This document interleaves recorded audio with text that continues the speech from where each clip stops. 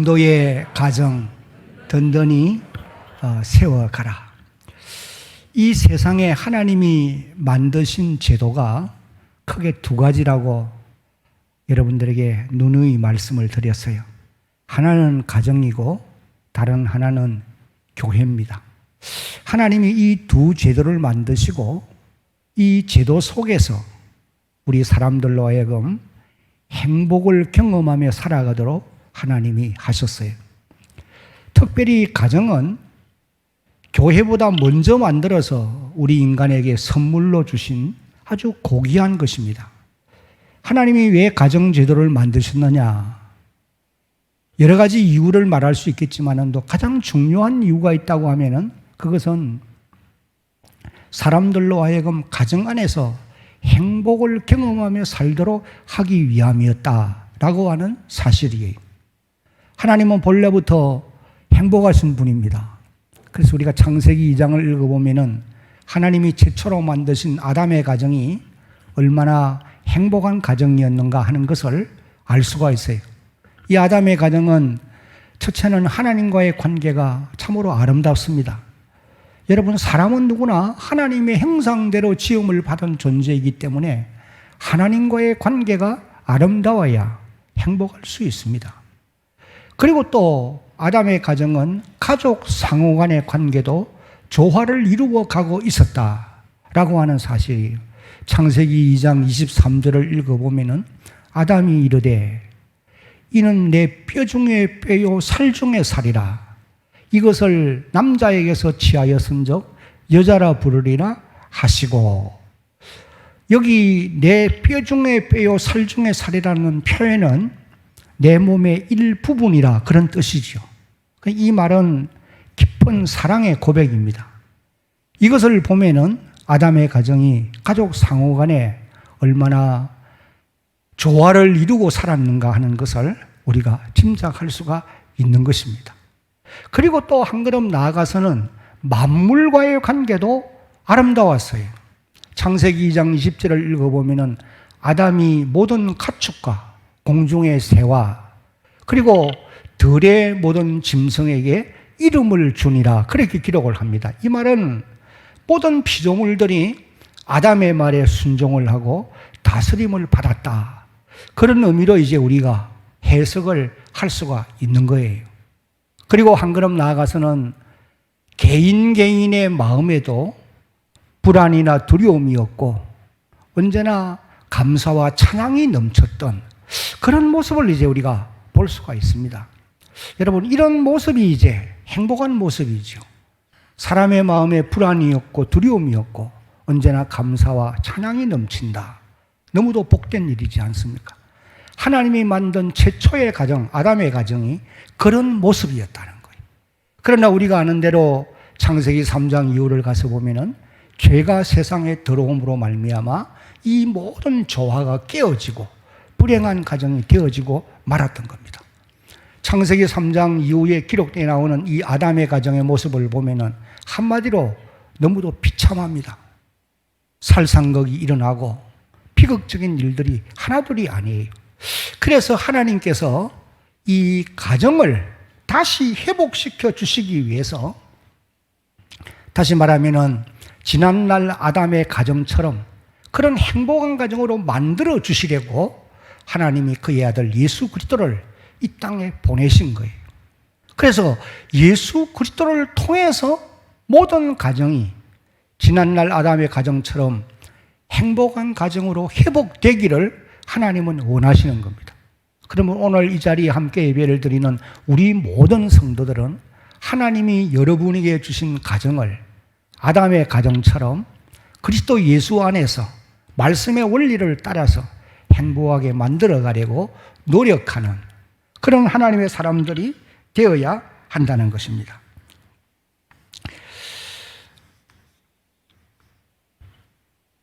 그러면은 행복한 가정은 예수님을 믿는다고만 해서 자연 발생적으로 생겨나느냐? 그렇지는 않아요. 하나님이 주신 말씀의 원리를 따라서 가족 구성원들이 자기의 책임과 의무를 잘 감당함으로 만들어 갈 수가 있다라고 그렇게 성경이 우리에게 기록을 해줍니다.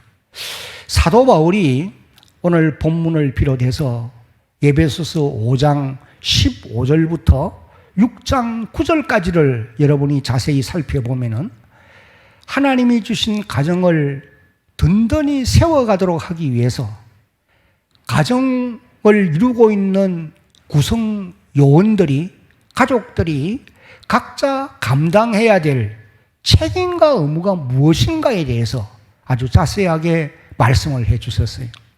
아내와 남편은 또 각자의 책임과 의무를 다하라 말씀하시고, 부모와 자녀가 또 주인과 종이 각각 감당해야 될 책임과 의무를 말씀하고 있습니다. 그렇게 해서 하나님이 주신 가정을 든든히 세워갈 것을 말씀을 하셨어요. 여러분, 사도 바울이 이 말씀을 에베소 교회 성도들에게 왜 처음으로 하셨을까? 이걸 한번 생각해 볼 필요가 있는 것입니다. 가족들의 그 각각 감당해야 될 책임과 의무에 대해서 왜 에베소 교회 성도들에게 최초로 말씀을 해 주셨느냐는 거예요. 그 이유는 에베소 지역은 그 당시 항구 도시로서 수많은 사람들이 왕래하는 그런 지역입니다. 지금도 가보면은 구 에베소 지역이 얼마나 광활했던가 하는 것을 알 수가 있고, 그 당시에 많은 사람들이 왕래했기 때문에 무역이 번성함으로 경제가 아주 성장을 많이 했고, 교육의 수준도 높아졌고, 또 각종 문화가 발전했던 그런 이제 모습들을 볼 수가 있어요. 그러나 이런 면들이 좋은 면들이기도 하지만은 또 반면에 타락한 문화가 그 지역에 뿌리를 내리기를 시작했다고 하는 것도 우리가 살펴볼 수가 있는 것입니다. 예를 들면은 술집이 많아지고, 또 여관들이 많아져가고, 오락장들이 많아져가고, 또 큰 대공연을 할 수 있는 그런 그 장소도 있었던 것을 이제 우리가 가보면서 알 수가 있습니다. 여러분, 이런 것들로 인해서 어려움을 겪게 된 것이 백성들의 가정들이 흔들리기를 시작했다는 거예요. 왜냐하면 가정의 가장들이 집을 비우는 일들이 빈번했고, 또 자녀 교육이 제대로 되지를 않았으며, 그리고 또 종들이 문제를 일으키므로 그런 일들로 인해서 가정들이 어려움들을 겪게 되어진 것입니다. 그러니 백성들의 가정이 어려움을 겪게 된다고 하는 것은 교회 성도들의 가정들도 예외가 되어질 수 없다고 하는 것을 우리가 깨달을 수 있는 거예요. 그래서 사도 바울이 에베소 교회 성도들로 하여금 하나님이 주신 자신의 가정을 든든히 세워가도록 하기 위해서 이 말씀을 주신 것이다. 그렇게 보실 수가 있는 것입니다. 여러분, 오늘 저와 여러분들이 살아가고 있는 오늘 현 세대도, 이 세대에도 가정들이 위협을 받습니다. 특별히 교회 안에 있는 성도들의 가정들도 위협을 받고 있는, 흔들리는 이런 부분들이 없잖아 있단 말이에요. 그러므로 우리 성도들은 이런 말씀들을 마음에 다시 한번 되새기고, 하나님이 저와 여러분 각자에게 주신 여러분의 가정들을 견고하게 세워가기 위해서 이 말씀의 원리를 따라 살아보려고 발부둥치는 그런 여러분들이 되어지기를 예수님의 이름으로 축복합니다. 가정은 모든 조직과 또 모든 그 제도의 기본이 되는 그런 단계입니다. 그런 단위입니다. 국가와 사회와 교회의 기반이 되는 이것이 가정이라는 말이에요. 여러분, 기초가 흔들리면 그 위에 견고한 건물을 세울 수 없음과 같이 가정이 든든하지 못하면 그 위에 국가도 사회도 든든히 세울 수가 없습니다. 역시 교회도 마찬가지입니다. 대한교회 모든 성도들의 가정들이 견고해야, 든든히 서가야 대한교회, 하나님의 교회도 든든히 서갈 수가 있다고 하는 사실이에요. 그러므로 오늘 이 자리에서 함께 예배를 드리는 대한교회 우리 모든 성도 여러분들은 여러분들의 가정이 견고하게 서감으로 여러분들이 섬기는 하나님의 교회도 든든히 서는 복을 누릴 수 있기를 예수님의 이름으로 축복합니다. 이를 위해서 우리가 노력해 가야 된다는 거예요. 오늘 우리가 읽은 이 본문 말씀을 보면은 사도 바울이 하나님께서 세워주신 가정을 든든히 세워가게 하기 위해서 가정의 가장 기본이 되고 또 가장 중요한 위치를 차지하고 있는 아내와 남편이 각각 감당해야 가야 할 책임과 의무가 무엇인가, 이 부분을 이제 말씀을 하고 있는 것입니다. 그래서 첫째로 하나님이 주신 가정을 든든히 세워가기 위해서는 이제 화면에 했던 말씀을 함께 한번 읽겠습니다. 시작. 자기 아내와 자기 남편을 존귀하게 여겨야 합니다. 33절 말씀을 함께 한번 읽겠습니다.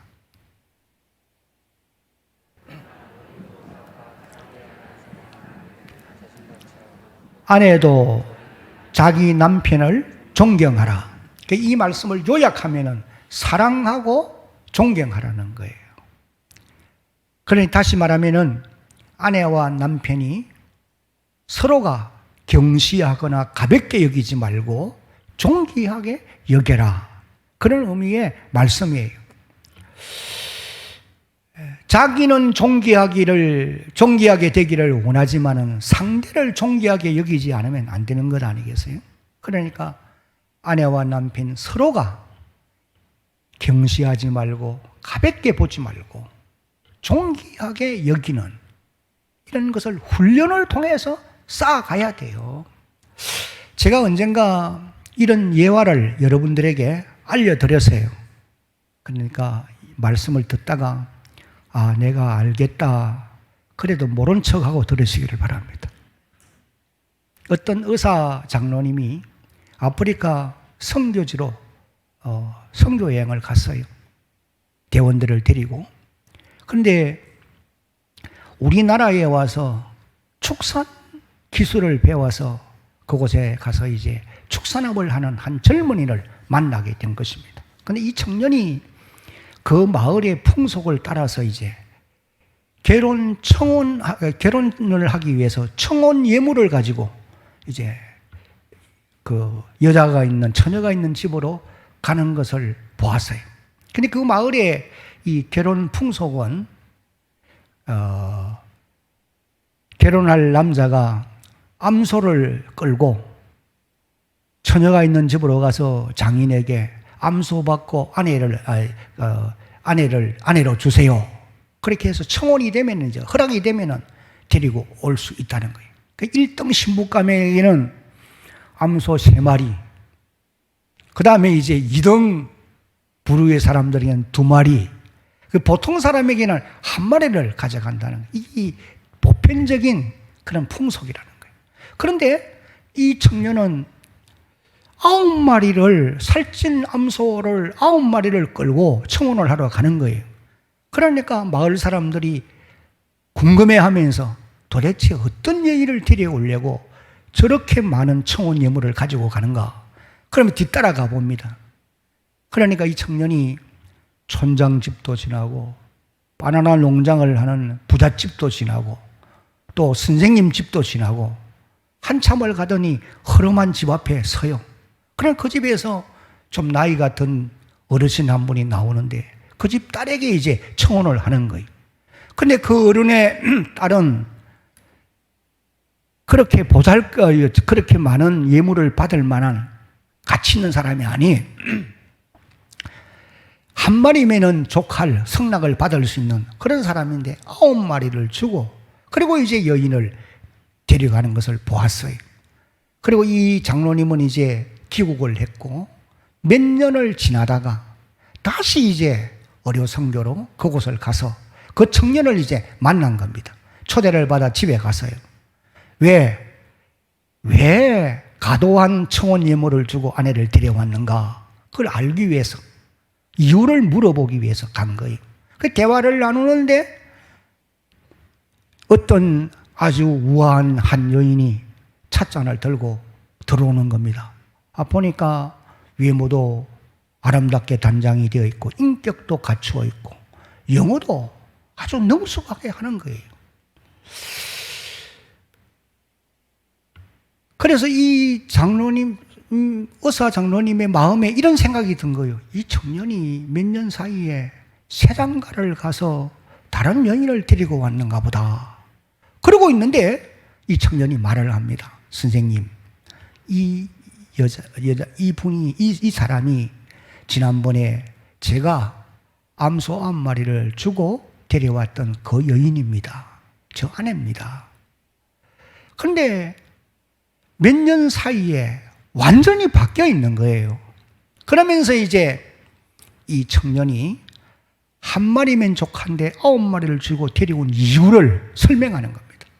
선생님, 저 아내는 제가 어릴 때부터 마음에 두고 있었고 장차 결혼을 해야지 그 생각을 가지고 살아왔는데 사실 암소 한 마리 가져다 주면 허락을 받을 수 있는 그런 집안이고 그런 사람이었습니다. 그러나 제가 한 마리를 주고 데려오지 않은 이유는 저 아내가 한평생 나와 함께 살면서 스스로 자신에게 가치를 부여하기를 나는 한 마리의 암소 값에 해당하는 여인이다. 그런 생각을 가지고 살지 않도록 하기 위해서 9마리를 생각을 초월할 만큼 9마리를 가져다 주면서 9마리의 가치를 부여해 준 그런 자부심을 가지고 살 수 있도록 하기 위해서 그렇게 한 것입니다. 그렇게 이야기를 하는 거예요. 그러면서 아내가 이제 결혼을 해서 우리 집에 온 이후부터는 자기 스스로가 생각하기를 내가 보잘것없는 사람인데 우리 남편이 나를 인정해주고 암소 9마리를 청혼 예물로 주어서 이 마을에는 이런 예가 없는데 내가 그 값에 해당하는 그런 사람으로 성숙해 가야지. 그런 결심을 가지고 영어를 공부하고 인격을 다듬고 외모를 아름답게 꾸미고 이렇게 해가지고 몇 년 사이에 그렇게 우아한 그런 여인으로 바뀌어지게 되었다는 거예요. 그래서 이 청년이 이제 그 의사 장로님에게 그와 같이 암소 한 마리를 가져다는 이유를 그렇게 이제 설명을 해 준 것입니다. 여러분, 팩트가 중요한 것 아니에요. 뭐 사실이냐 그렇게 묻지 마세요. 의미를 생각해야 돼요. 남편 된 사랑하는 성도 여러분, 여러분의 가정에 하나님이 짝을 지어 주어서 한평생을 살아가고 있는 그 아내가 사실 여러분들이 볼 때에 참 보잘것없이 보일 때가 있고 부족한 면들이 많이 있을 수 있어요. 그렇지만도 하나님이 짝지어 주었기 때문에 9마리 암소의 가치를 부여해 줄 수 있는 그런 남편들이 되려고 노력하시기를 예수님의 이름으로 당부합니다. 아멘 안 하는 사람들은 문제 있어요. 그렇게 하다가 보면은 자기가 정신을 차리고 거기에 합당한 사람으로 자라가려고 노력을 하게 되어 있다고 말이에요. 그리고 또 아내 된 우리 대한교회 성도 여러분, 여러분들도 여러분의 가정에서 함께 살아가고 있는 남편을 존귀하게 여겨야 됩니다. 오늘 33절에 우리가 읽었는데 아내들도 자기 남편을 존경하라. 비록 여러분의 남편이 여러분 마음에 안 들 수 있어요. 그래서 때로는 내가 어떻게 저런 인간을 만나가지고 그러면서 혼자서 힘들어할 때도 있고 다른 사람들에게 흉을 볼 때도 사실 많잖아요. 여러분들은 아닌지 몰라도 그런 사람들이 있어요. 그래 해도 하나님의 말씀이 뭐라고 말합니까? 자기 남편을 존경하라는 거예요. 여러분, 하나님의 말씀은 항상 옳은 것입니다. 하나님의 말씀이 잘못된 적이 한 번도 없어요. 내가 판단해보고 내가 생각할 때는 잘못된 것 같아도 하나님은 언제나 옳으신 분이. 그렇기 때문에 여러분들이 하나님의 말씀에는 눈물을 흘리면서까지도 순종해 보려고 노력해 가는 그런 여러분 모두가 되어지기를 예수님의 이름으로 당부합니다. 유대인의 탈무드에 이런 얘기가 있어요. 제가 이 얘기도 우리 노인대학을 할 때 들려드린 건데 알아도 모른 척하고 들으시면 됩니다. 옛날에 전쟁이 많았거든요. 그런데 어느 날 갑자기 적군이 마을을 점령하고 적장이 큰 소리로 외칩니다. 이 말에 있는 모든 남자들은 다 포로로 끌려가야 되고 여인들과 아이들은 살려준다는 거예요. 그러면서 외치기를 여인들은 아이들을 데리고 자기가 평소에 늘 아끼고 가장 귀하게 생각하는 보물 딱 한 가지씩을 가지고 마을을 떠나라는 거예요. 그러니까 그 명령이 하도 엄하니까 많은 사람들이 자기가 아끼는 보물 하나씩을 챙겨서 마을을 떠납니다. 그런데 한 여인은 큰 보따리를 어깨에 짊어지고 끙끙거리며 길을 가는 거예요. 그 적장이 불러 세워서는 뭔지 풀어보라는 거예요. 보니까 한 남자가 앉아 있는 거예요. 이 사람이 누구냐? 저 남편입니다. 적장이 화를 내면서 야단을 합니다. 내가 보물을 가져가라고 그랬지 누가 남편을 데려가라 했느냐? 그러니까 이 여인이 아주 지혜롭게 대답을 했어요. 제게 가장 소중한 보물은 이 남편입니다. 이 남편이 자기가 아끼는 소중하게 여기는 보물이라는 거예요. 적장이 그 말을 듣고 그 여인의 지혜와 마음씀에 감동을 받고 데려갈 수 있도록 허락을 해 주었대요. 사실인지 아닌지는 몰라요. 그러나 여러분, 이 말에도 의미가 있어요. 아내들 여러분, 여러분의 남편이 한평생 살다가 보면은 부인들이 내가 어떻게 해서 저런 분 만나, 저런 남자 만나가지고 이렇게 고생하며 사는가 원망할 때가 한두 번이 아니거든. 그래 해도 하나님이 짝지어준 사람이기 때문에 존귀하게 보물처럼 여기다가 보면은 그 사람도 변하게 되어져 있는 것입니다. 어떤 분이 마지막까지 내 곁에 남는 사람, 그런 글을 썼어요. 제가 이 내용도 이제 우리 노인대학 때 많이 일러준 말인데, 세월이 지나면은 다 떠나갑니다. 저도 그러니까 경험해보니 그렇더라고요. 이제 나이가 들어가고 은퇴를 하고 나니까 계속 떠나가는 사람밖에 없어요. 친구도 떠나고, 이웃도 떠나고, 친척도 떠나고, 평소에 잘 알던 사람들도 이제 떨어지고, 전화도 안 하고, 연결도 없는데 자꾸 떠나가요. 그러나 그 글에 보면은 마지막까지 남는 사람은 자신의 아내와 남편이라는 거예요. 그래서 아내는 남편을, 남편은 아내를 보배로 여기고 끝까지 남는 사람으로 생각하고 존귀하게 여기면서 살아가야 된다. 그런 글을 이제 씁니다.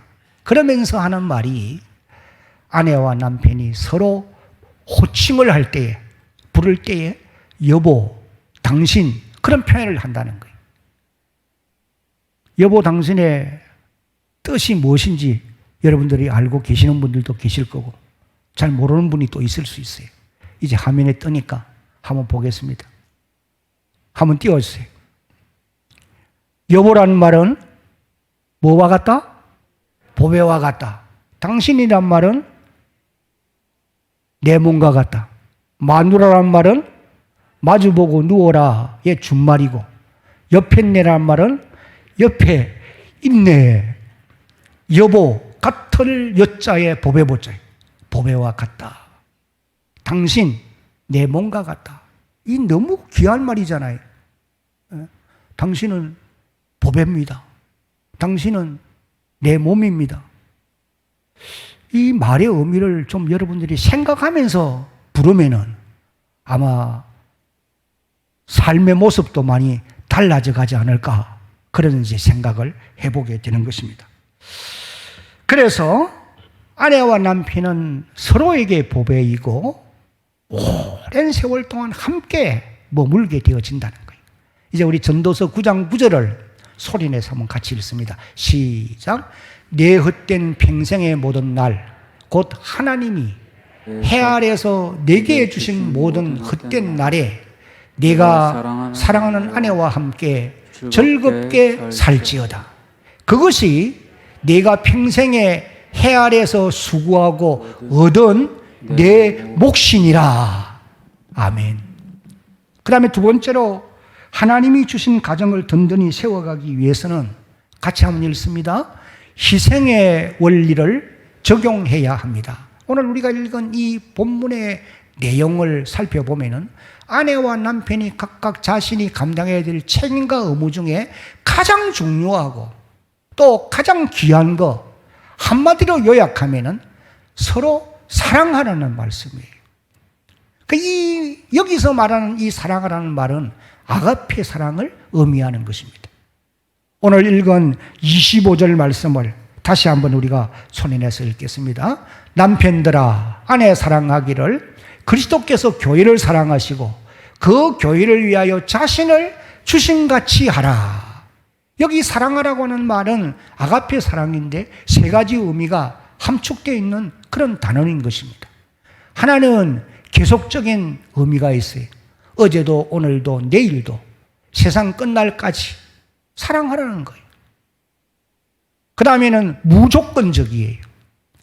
이유가 없어요. 아내가 내게 잘하기 때문에, 남편이 착하기 때문에 이유가 없어요. 내 아내이기 때문에, 내 남편이기 때문에 사랑해야 된다는 거예요. 그리고 또 중요한 것 하나가 자기 희생을 의미하는 말씀이에요. 그리스도께서 교회를 위하여 자신을 희생한 것처럼, 이 말은 주님께서 교회를 살리기 위해서, 구원하기 위해서 자신이 십자가에 죽었다고 하는 그런 의미의 말씀 아닙니까? 자기 희생을 지불하라는 거예요. 예수님께서 요한복음 12장 44절에 이렇게 말씀을 하셨어요. 내가 진실로 진실로 너희에게 이르노니 하늘의 밀이 땅에 떨어져 죽지 아니하면 하늘 그대로 있고 죽으면 어떻게 된다고요? 많은 열매를 맺느니라. 그렇게 기록을 하고 있습니다.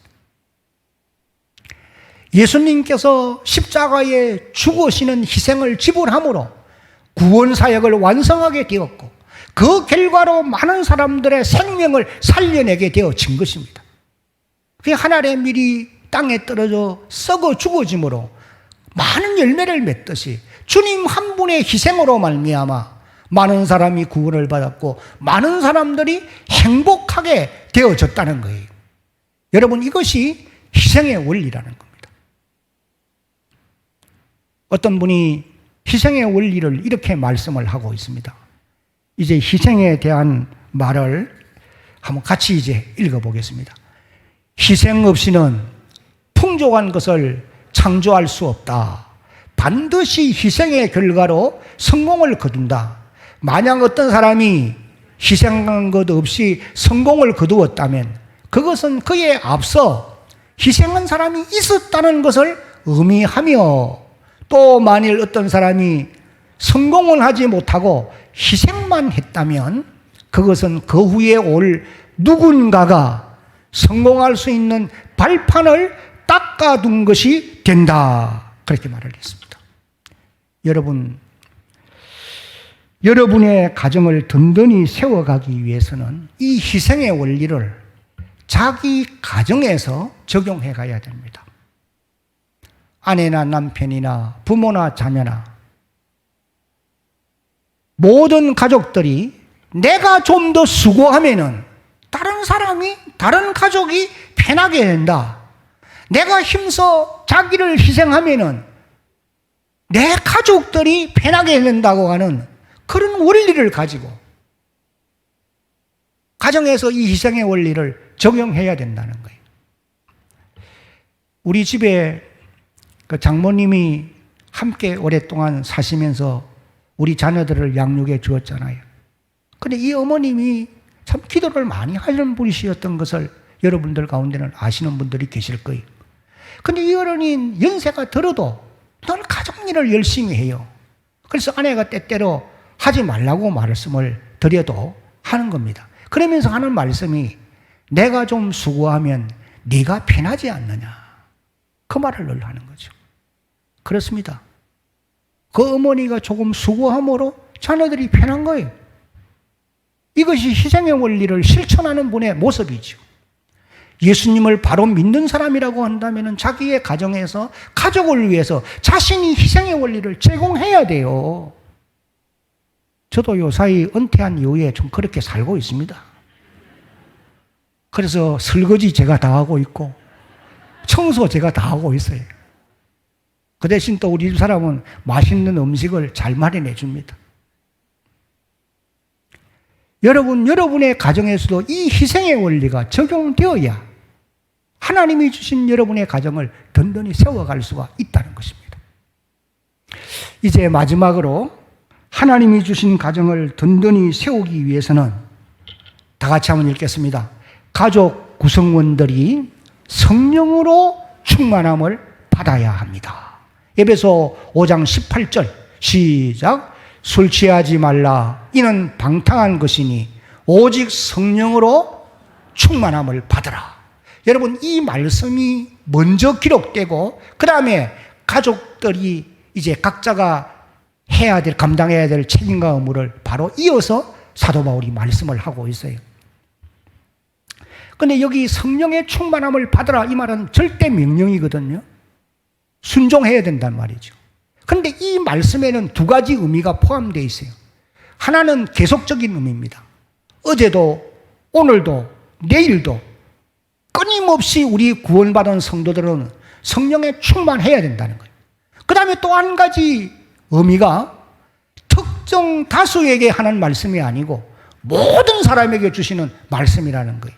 아내도 남편도 자녀도 부모도 주인도 종들도 다 하나같이 성령의 충만함을 받아야 된다고 하는 그런 말씀인 것입니다. 오늘 이 자리에서 예배를 드리고 있는 여러분 개인도 다 성령의 충만을 받아야 할 사람들이라는 거예요. 왜? 그래야만이 각자가 감당할 수 있는 책임과 의무를 잘 감당할 수 있기 때문에 그런 것입니다. 여러분, 오늘 저와 여러분들의 의지와 노력은 한계가 있어요. 마음의 결심을 다짐을 해봅니다. 내가 착한 아내가 되고 내가 착한 남편이 되어야지, 착한 자녀가 되고 착한 부모가 되어야지 결심을 해보지만은 그 결심은 작심삼일이 아니고 작심조숙도 아니고 한마디 말 잘못 들으면은 그냥 마음에 쌓여있는 죄악의 요소들이 폭발해 나오고 마는 것을 경험해 볼 수 있잖아요. 그러나 오늘 저와 여러분들이 성령으로 충만하게 되면 성령 하나님 그분이 우리에게 주시는 그분의 능력으로 좋은 아내가 될 수 있고 좋은 남편이 될 수 있고 좋은 부모가 될 수 있고 효성을 다하는 자녀가 되어질 수가 있다는 거예요. 그것도 즐거움으로 그렇게 할 수가 있는 것입니다. 그래서 성령님은 모든 우리의 불가능한 것을 가능하게 해주시는 보혜사가 되시는 분입니다. 때로는 지혜도 주시고 때로는 능력도 주시고 때로는 힘을 더하여 주시기도 합니다. 뿐만 아니라 하나님의 모든 말씀을 순종하며 살 수 있도록 은혜를 베풀어 주시는 분이 성령님이라는 거죠. 그러므로 사랑하는 성도 여러분, 오늘 저와 여러분들이 성령에 충만한 사람들이 되어야 돼요. 이를 위해서는 두 가지 원리를 꼭 마음에 새겨야 돼요. 하나는 오로지 기도에 힘써야 돼요.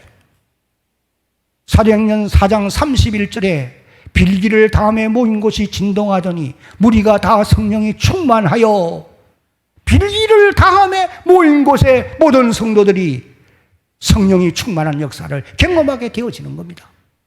또 한 걸음 나아가서는 사도행전 10장 44절에 같이 읽어봅니다. 시작. 베드로가 이 말 할 때에 성령이 말씀 듣는 모든 사람에게 내려오시니 고넬료의 집에 모여있는 모든 사람들이 베드로의 말씀을 경청하고 있을 때에 성령의 위로부터 임하시는 그런 체험을 하게 되어진 것입니다.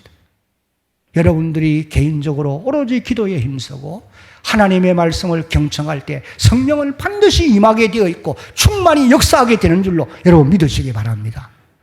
하나님이 여러분에게 주신 여러분의 가정을 이런 원리 속에서 든든히 세워가는 우리 대한교회 모든 성도들이 되어지기를 예수님의 이름으로 축복합니다.